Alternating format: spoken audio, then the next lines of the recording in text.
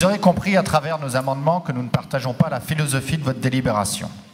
Nous regrettons vivement que l'exécutif ne se donne pas les moyens de mener une véritable réflexion sur la question de l'intervention régionale en matière de sécurité et qui ne nous propose qu'un mélange de mesures opportunistes, sans visée d'ensemble et dont l'efficacité réelle, je ne parle pas de l'efficacité électorale bien sûr, mais l'efficacité réelle reste à démontrer. L'amateurisme de cette délibération démontre le peu de sérieux avec lequel la question de sécurité est réellement traitée. Mais nous n'en sommes nullement étonnés. Comme avec l'aide exceptionnelle à Aubert et Duval, dont nous voyons aujourd'hui le gâchis absolu, il ne s'agit que de mesures d'affichage. Donc, voilà. Le point 1.3 en est la caricature. Sans revenir sur le débat de l'impact effectif de l'outil de vidéosurveillance, tel que formulé, et en l'absence à la fois d'un cadre de conditionnalité et d'un comité d'avis et de suivi, cette délibération permettrait à toutes les communes d'être éligibles à la subvention régionale. Avec près de 4200 communes sur notre territoire, le coût potentiel pour notre collectivité serait supérieur à 125 millions d'euros. 125 millions d'euros, pas mal pour un domaine d'intervention qui ne relève pas de notre compétence et qui sera ponctionné sur une des plus petites lignes budgétaires régionales.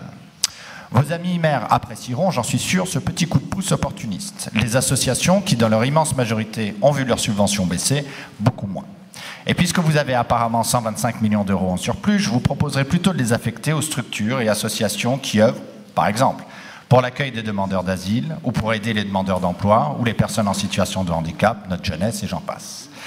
Vous avez d'ailleurs ouvert une piste intéressante, je l'ai dit tout à l'heure, celui de la gratuité des transports TER dans la région. Nous nous réjouissons que ce tabou soit tombé et nous vous ferons des propositions pour assurer la gratuité pour d'autres catégories de la population, notamment les personnels en formation professionnelle, les lycéens, les personnes dans des foyers à faible revenu et tant d'autres.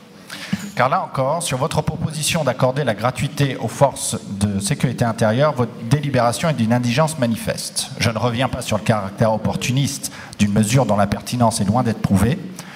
Non, je note que vous n'avez aucune idée du coût que cela aura pour notre collectivité, ni des modalités précises à mettre en place pour que cela puisse avoir le début du commencement d'un effet réel sur la sécurité des voyageurs.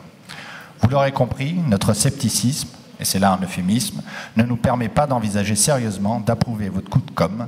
Nous voterons donc contre votre délibération. Très bien, merci beaucoup.